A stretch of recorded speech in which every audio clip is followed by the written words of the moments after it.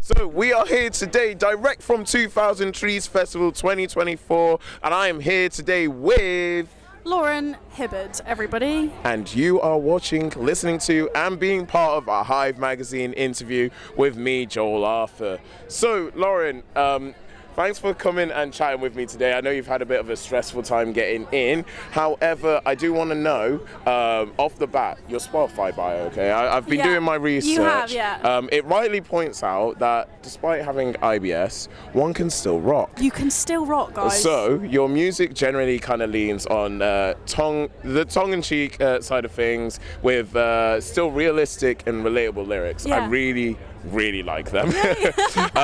How do you find the balance between poetry, wordplay, and maybe sharing some personal issues? I'm always trying to find like the best way to say something. Yeah. But normally that thing is a really simple statement, and sometimes it's best to just say that as it is. Yeah, just be literal about it. It really is. And sometimes that can be like poetic in itself to kind of cut the trying of it. But for sure, I think there's an element of how you can weave it all in, and it kind of makes it feel like way more artistic and nice. And like, what generally inspires the lyrics that you write? Because I know you've covered a fair few topics. Was it second prettiest girl in the room? Yeah. That's so smart. That's so smart. Yeah. What drives? I was so on a date. This is all like real stuff, unfortunately. Oh, I'm so sorry. Oh, it's all right. Makes a great song. Yeah. So, well, yeah. Yeah. I can relate. I was actually on a date with this guy, and he said, "You're like the second prettiest girl in the room," and I was like, thanks. And I actually said thank you. I genuinely thought it was a compliment. God. And I got home and I was like, what do I think of that?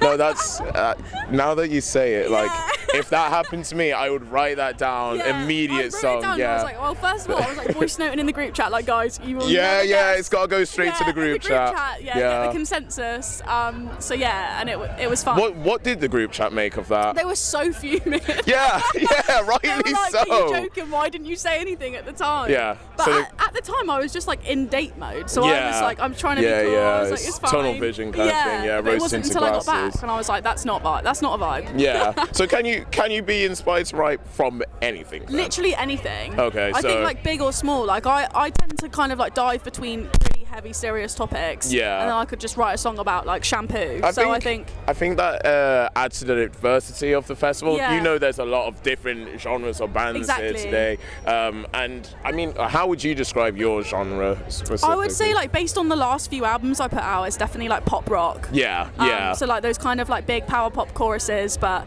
there's so many like rock and punk like underbelts of it. See, my girlfriend, I think, would describe your music as for the girlies. I think some of us would describe it for rock for the girlies. It's rock for the girlies, exactly. But I have to know, what does it take to be a Lauran Hibberd fan, and is there like one catch-all way of being a fan, or do you feel you appeal to more than just one demographic? I feel like the demographic is quite mixed, actually. Yeah. It feels like you kind of have your front row of like your hardcore Lauran Hibberd fans, like wearing the t-shirts. They know all the words. They've also been called the second prettiest girl in the room. I was tempted to wear a Slipknot t-shirt today. I'm not gonna lie. I was like, is that funny or?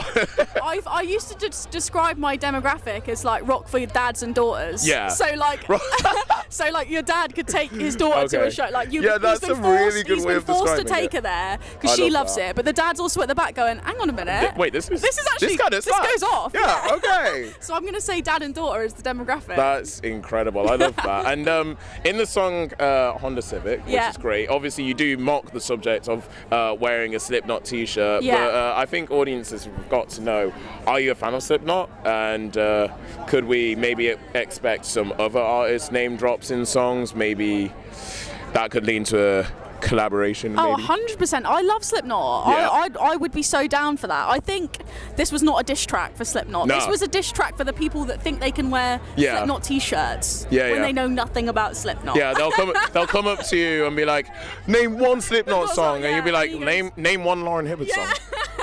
What's going on? Exactly. Yeah. No, I think it's a really fun song. The music video but is a lot great. of people do wear Slipknot shirts to the gigs. It's really funny. It's really fun. It's a good bit to have. And who else would you maybe want to collaborate with if you did like get the chance to? I mean, my favourite band of all time is Weezer, so I would love to like get in a room with Rivers. That would be like my dream. Are we gonna get Weezer today? Who knows? I did drop a little Weezer cover on my last tour, so it is in the pocket if we fancied it. Okay. I'm always listening out for it. I'm always like, it could be there. It could be there. And I know you've actually got a UK tour coming up towards the end of the year. Yeah. How are you feeling about that? I'm so excited. It's been a few years since I've done like a headline tour, and this is going to be like my biggest tour I've done so far. Yeah. Is there any places that you're looking forward to in particular? I'm so excited for the London show. We're playing the Underworld in Camden. And I love that venue. Good I've been to many a pop punk night at that venue, so I'm excited to host my own. Yeah, that's going to be amazing. It's going to be great. Best of luck with that. Thank you so much. I have been asking every artist at 2000 Trees this question. It's a really quick little competitive thing, but basically all I want to know is how many trees can you name in 15 seconds? Okay. Starting in 3, 2, 1, go. Willow tree, oak tree, a bay tree, a Christmas tree. Is that a new one? A palm tree.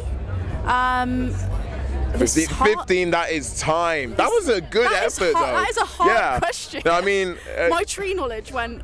Yeah. Well, there are 2,000 trees as well. Yeah, there are 2,000 trees. Well, is Christmas tree? Does that count? That does count. I mean.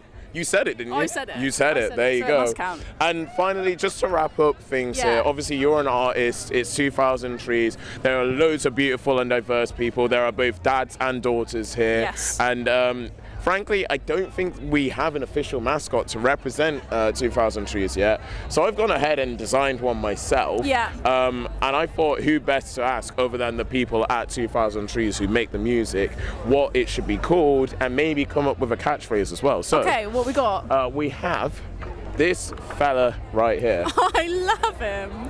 Yeah, so basically you can come up with a name and a catchphrase and maybe just give it a go. He looks like a tree jumper. Do you know what I mean? Tree jumper, yeah. Yeah, I feel like he's above the trees, and the trees are kind of here. Yeah. So I'm getting. He's definitely off the ground most of the time. Yeah, he's like the Forest High Club, something like that. Forest High Club. Should we say FHC? FHC. FHC for sure. I like that. That's really Forest cool. High Club. And what's going to be Forest High Club's catchphrase? It'll be something like. I just oh, watch out for the branches. I love that. Watch out for the branches. Watch out for the branches. Watch out for the branches. Whatever you do, watch out for the branches. Watch out. Well, thank you so much for taking the time out of your day to chat with me. Always. If you do have anything else you'd love to plug, here's your chance. My name is Lauran Hibberd. You can still rock and have irritable bowel syndrome. Yes, you heard it here first. You heard it here first. Well, this has been a Hive magazine interview. Thank you for listening. Stay safe. Peace. Bye.